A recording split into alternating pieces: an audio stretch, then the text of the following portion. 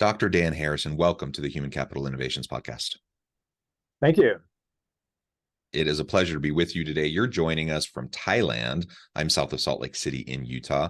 And today we're going to be talking about quantifying human capital and maximizing your employees' experience.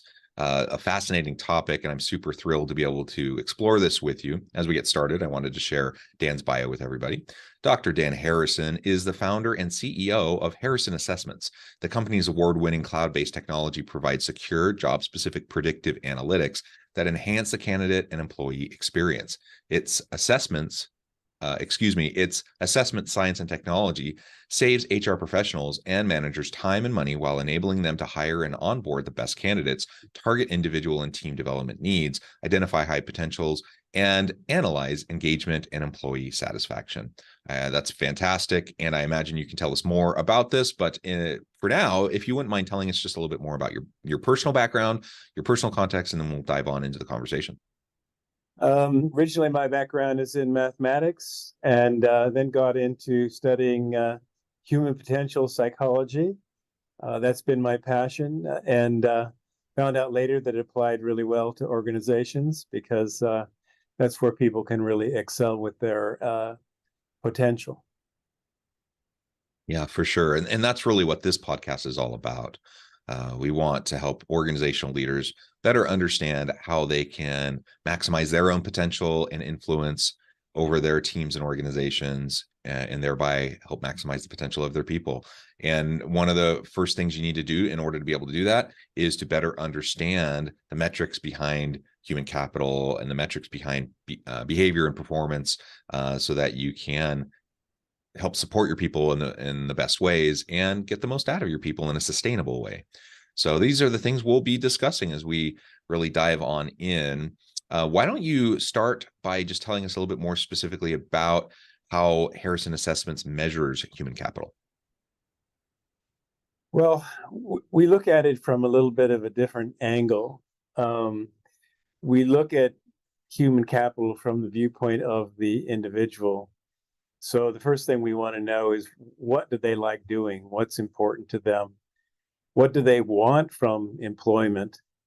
What are their key factors? And we look at 20 different factors related to what people want from the employment relationship. And in addition to that, we look at 150 traits that look at, the things they like doing, their tendencies, so we can get a better understanding of their natural behaviors and basically what they're looking for in the employment situation. Yeah, and then with those 150 traits, if you can explain a little bit about what it looks like in terms of how that's utilized within organizations, within teams to do these assessments.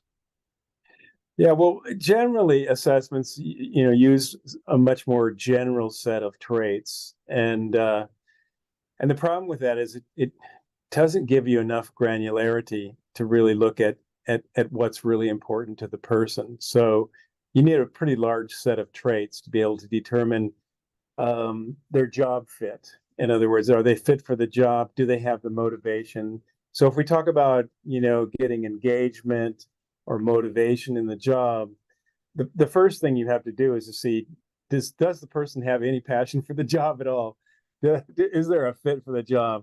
Do the interpersonal relationships fit the person's natural tendencies? Do the tasks involve what the person is naturally driven to? Do they have any interest in the subject of the job at all? Those are things that are pretty critical. And if you're thinking about trying to get employees engaged and you don't deal with those things, you're not going to get too far. So that's the first hurdle to look at and overcome. Following that, you can look at a whole host of leadership skills and competencies related to those different traits.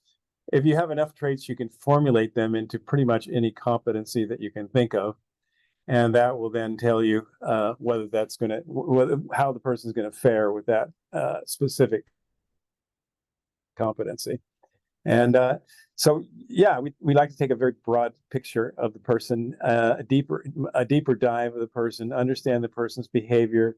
We look at paradox behaviors. So We don't so much look at individual behaviors for strengths, because an individual behavior can be a weakness as much as it is a strength.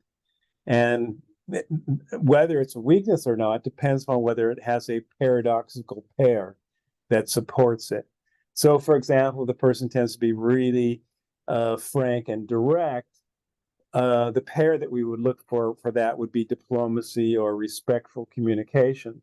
And that would tell us whether their frankness is going to be a positive thing or whether the frankness is going to be a negative thing. If they're missing the diplomacy, it's going to be blunt, and they're going to be blunt, right? But if you flip it around and they've got a lot of diplomacy and not much frankness, then they're going to tend to be evasive. Right. So we're always looking at characteristics in the context of their paradoxical pair, and that really helps to have a much deeper understanding of the person. And not just these sort of superficial ideas of traits. Well, they're highly motivated, but they may be highly motivated, but if they don't have enough people orientation, that's deadly. And they're going to create a lot more problems than they are, help. Just things like that that are really, really important. Yeah, well, that's very true. And especially because most people aren't working in silos. They're working in teams, in interconnected teams. And so you need people who can both be highly driven and motivated to do their own work, but that they have to be able to cooperate in meaningful ways with those around them, and they have to be able to do that effectively. All that makes perfect sense, and it sounds like it's a layer of nuance that isn't commonly there in some of the other types of assessments that I've seen. So I think that's wonderful, and the fact that it sounds like you're personalizing this to the different organizational settings and the different leadership roles and organizational roles that people might be a part of as they're doing this assessment. Correct. Right. Yeah. That's exactly right. Can you tell us a little bit more about how this layers over the top of employee experience? So as you do these assessments, as you start to quantify human capital, you start to better understand from the individual level where people are at. What does that then mean for employee experience, and how can leaders leverage this data to enhance and improve employee experience? Well, if you think about the employee experience, the first thing you have to really get is they're having a business relationship. Their employment is really a business relationship. They're there to get something they want out of that relationship. And that can vary. In fact, we measure 20 different factors that relate to that. So, oftentimes in organizations, we say, well, we'll give people more of this, or we think this is a good thing, or that's a bad thing. But unless it's individualized, you're shooting in the dark, because you need to understand that person. You need to understand what they want from employment, what's important to them. Development opportunities a key thing? That's a popular one, but it may not be that. A lot of people want more autonomy, or they want to have their opinions valued, or a whole host of things like that that people want, that's quite different, and people put much different emphasis on those things. And so understanding what that person wants is the key to really understanding how you can have a good business relationship and how you can create a great employee experience. Because what's their experience? Their experience really comes down to, am I getting what I want out of this employment relationship, right? That's their experience, right? You can give them a few crumbs and a few cookies here and there, and a few pats on the back or whatever. But the truth is, you need to understand, what does that person want? What's important to them? And then you need to then look at how you can support them to do that. And a lot of people don't understand how to fulfill their own expectations or their own goals for employment. And that's really important. So we have a part of our program is like helping people to understand, well, how do you, for example, ask for a raise? Or what are the characteristics in yourself that will make your opinions valued or not valued, right? And what are the behaviors do you have that make your opinions valued or not valued? What are the behaviors that you have that will make you more likely to be promoted, or to have advancement, or to get pay increases and things like that. So, we get people to do a deep dive into themselves as well in relationship to their own employment goals. So from my point of view, engagement is not is not the responsibility of the manager. It's the responsibility of the individual, because they're the person that's going to be engaged. The manager can be a facilitator or support you into engagement, but engagement means that it's coming from within you. That's my very definition. It's coming from within you. And so you got to get people, make sure they're in the right job, but you got to secondarily make sure that they're getting what they want out of employment, or at least in the process of getting what they want out of employment. And that's, in my view, what creates a great employment experience. So for example, in my company, we look at those issues, we look at what people want, and we have very, very low turnover. I mean, ridiculously low, like, 1%, very, very low. And the reason is because I don't think of people as human capital. I think of people as a business relationship. I think of people as they come to me and they want to have an employment with me and they want to work with me and they want to get something out of it. And I need to find out what that is. And we need to then keep checking, well, how am I performing for you? How are you performing for me? Just like you would in any business relationship. And it's that mindset that really helps you to retain people. And it's that mindset that really helps you to create a great employee experience. Because what's their experience? The primary experience they want is somebody that cares about what they want, right? Somebody that actually cares about the relationship with them. That's the fundamental thing that people are looking for with an employee experience. And so, yeah, you can only really deliver that if you have the consciousness and the mindset to really look deeply at that issue and to treat their concerns as important as your own. We say, well, this is what we expect from employees. We want them to do this. We want them to produce that. Well, what do they want, right? And if we turn the relationship around and look at it as a mutual relationship, now we're going to really get somewhere, because we're going to build a long-term relationship. People are going to want to stay with you.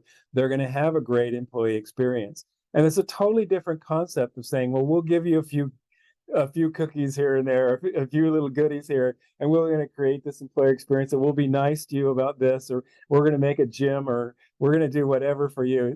It's a totally different mindset, right? And we may do some of those things as well, but we want to understand, well, okay, if you want recognition, what does that look like for you? What kind of recognition do you want? Does that take the form of, regular meetings, having your opinions valued? So there's so many nuances to this issue, but it really comes down to having a relationship which is a mutual interaction where you're respecting people as individuals, not as so-called human capital or your cogs in your wheel. That they're there for a reason. You have them there for a reason. Let's work out those two reasons together and see what we can do. Yeah, and the mutual accountability and just showing people respect and developing that trust with your people, that's key. And I'm glad that you called out the way that often human capital gets interpreted. Like I believe the term has baggage. It has good connotations, has negative connotations. One of the connotations I like about the term human capital is if we think about all the various forms of capital within a business that are utilized to achieve the strategic purposes of the business, we think about the financial capital, plant, property, equipment, et cetera, all the different forms of capital. We are not hesitant to invest in those forms of capital, to maintain those forms of capital, to secure those forms of capital, all those sorts of things. And yet, for some reason, the human capital is one that often is the one that we neglect. It's the one that we're not willing to invest in. It's the one that we're not willing to really make sure that it's maintained. Right. And so I think that's ironic. And so for that reason, I really like the term human capital. But on the other side, it can be easy then to start to see people as, oh, you're just a cog in the machine. You're just not an individual person. And that's certainly Right. not what I want for any organization or for any leader, for any individual within an organization. And so what you're expressing, I think, is spot on. Yeah. The other piece is unless we create that mutual accountability and trust, we're going to really struggle to help people have a good employee experience overall. And the organization, frankly, is going to struggle in a lot of ways in relation to its people. So that is essential. I wanted to also just share one quick example because everyone's needs are different, and they change over time. So it's not enough for when you're like Yes. hiring someone and onboarding them to say, what do you need? What do you want? What does Right. a really great employment experience look like for you? That's great. Those are good questions to ask. But if you only ask them at like one point in time, that shifts. That really can shift over time based on life stage, based on career stage, based on a whole bunch of different personal circumstances and factors. And so we need to regularly have those conversations. And as you were describing that, I couldn't help but think about one personal example from my own family. Now, listeners of the podcast know I'm a professor. I've been at my home university here in Utah now for over 14 years. My wife also has a doctorate, and she has been in a part-time capacity for about 12 years here, and she loves it, and it's been a good a good kind of flexible arrangement for her as we have been raising our family, and it's served her well for a long time. But in recent years, she's really decided she wants to move into a full-time faculty role. She wants to do that, and our kids are getting older, and that's certainly possible.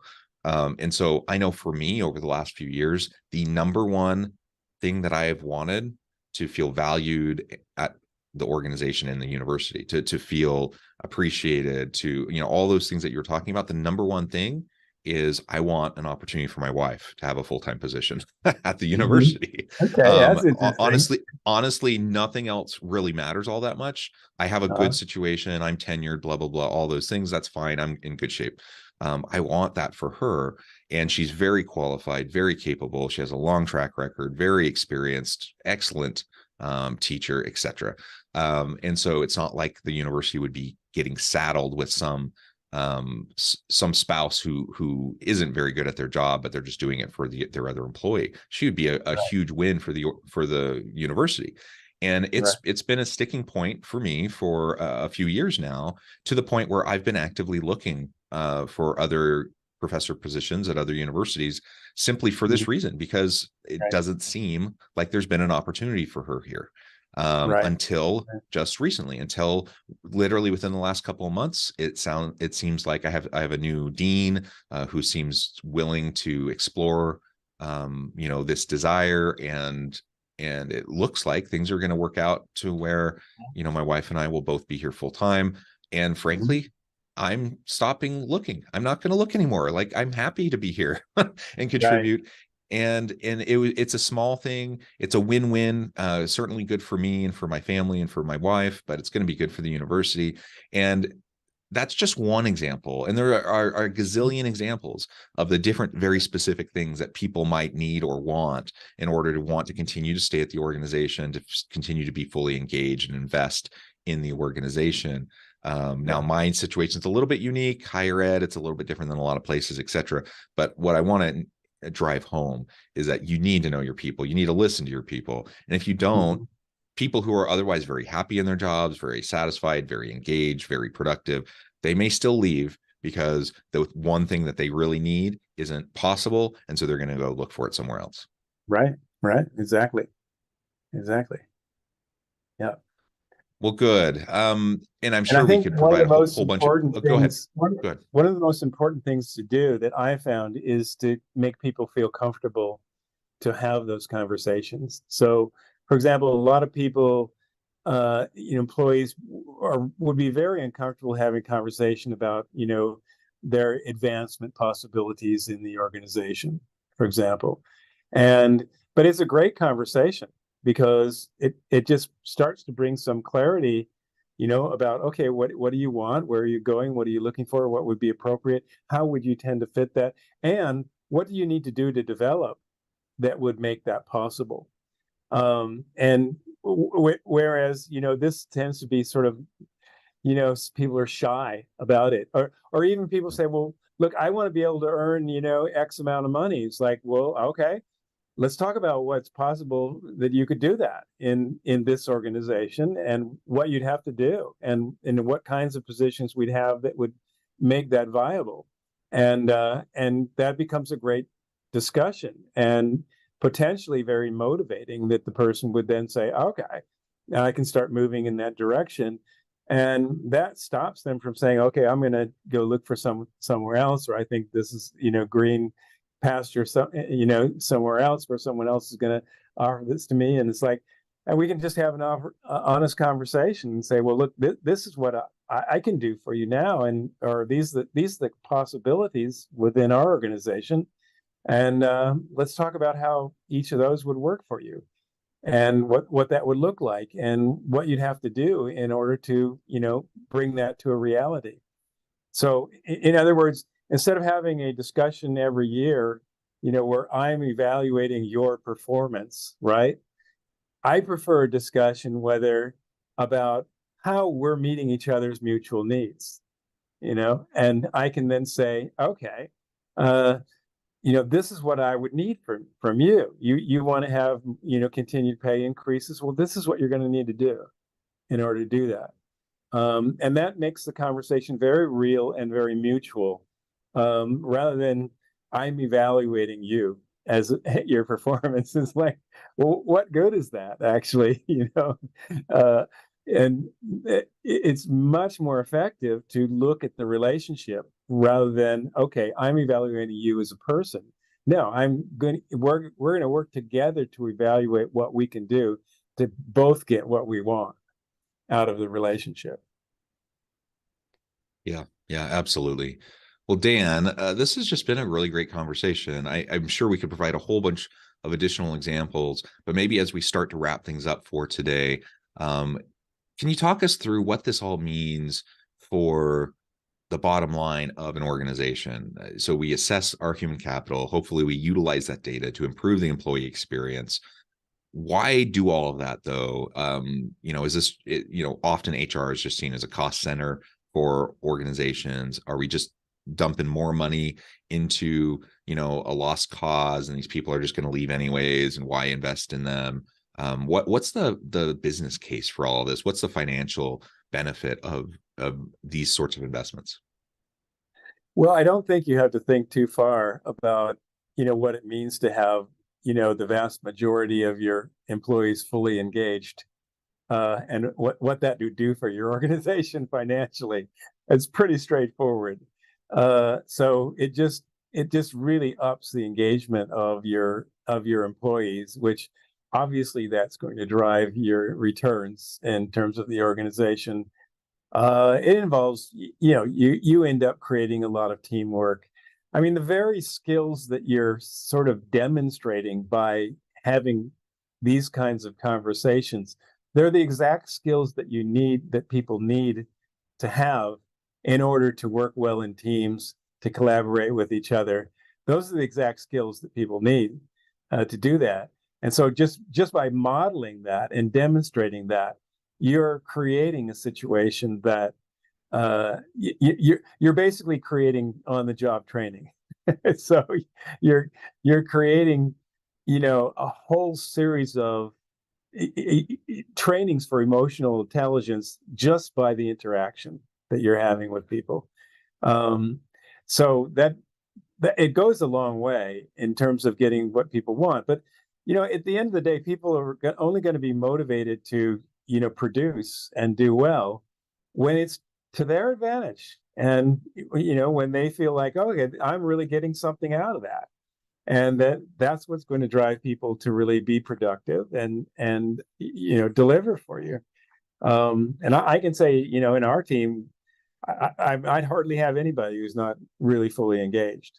I mean, very, very few people, and that's not the case in most organizations. You got a third at best that are engaged, another third that are, partially engaged, and another third that are disengaged, is very often the case. And that's not where you want to be. So, and that's certainly not going to help the Yeah. organization. Yeah. Yeah. There are so many reasons why this makes good sense for organizations. And as I mentioned a few minutes back when I was talking about human capital, we need to reinvest in and maintain our human capital just like we need to any other form of capital. That does take time and attention. It takes money. But if I had a big piece of equipment that was essential to the product or service that my company provided, and I didn't do regular maintenance on that big piece of equipment, what would happen to it? It would break down, and then I wouldn't be able to produce what I need to produce to add value to the market. And the same thing with our human capital. We need to invest in them. We need to maintain those relationships. We need to foster, a great environment. It increases productivity, increases creativity and innovation. It reduces turnover costs, which are huge for most organizations. Yeah. For all of those reasons, it makes a whole lot of financial sense to do this. But let's also not forget that just like there's a business case, there's a human case for this. It's the right thing to do. It's the right thing to treat people with dignity and respect, to treat them well. And when you do that, people tend to reciprocate, and they're going to treat you well, and they're going to do great things for your organization, which is going to help your organization succeed. That's well, right. Dan, this has just been a really great conversation. I know at the time I need to let you go, but before we wrap things up for today, I wanted to give you a chance to share with the audience how they can connect with you, find out more about your work, your team, and then give us a final word on the topic for today. Sure. Well, you can connect with us, harrisonassessments.com, and that's our website. You can connect with us through the website and see all the different applications that we have on the website. My final word basically is,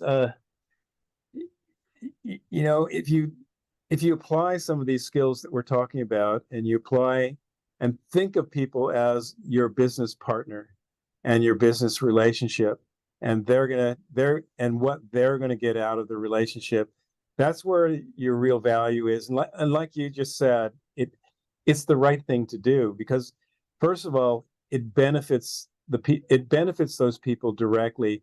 They end up then applying those same things to their own family, to their own life, and there's this sort of trickle effect that happens, where you build a certain type of interaction, and people say, "Oh, you know what? I can really talk with somebody where I don't agree with what they're saying, but I can really work out and have a conversation and understand what they're saying. In others, I've got the skills to deal with somebody when I disagree or when I'm critical. I've got the skills to deal with that in a way that's constructive and positive and that builds the relationship." And those things are very powerful, that drive people all the way through their family relationships, and it's not just the business relationship. And to me, that's the most exciting part about it, is that you're doing something that's really a positive thing for society. It's not just, okay, we're having a great business. Well, that's great too. We love to have a great business, but and at the end of the day, what we're going to really feel good about is what was our impact that we had on human society, and how did that help people, and what was the trickle down effect from that. That's what we're going to really feel good about. So and having a great business is fantastic, but that's the thing you can take to the grave. Yeah, well said, Dan. This has been a great conversation. I encourage the audience to reach out, get connected, find out more about what Dan can do for you. And as always, I hope everyone can stay healthy and safe, that you can find meaning and purpose at work each and every day. And I hope you all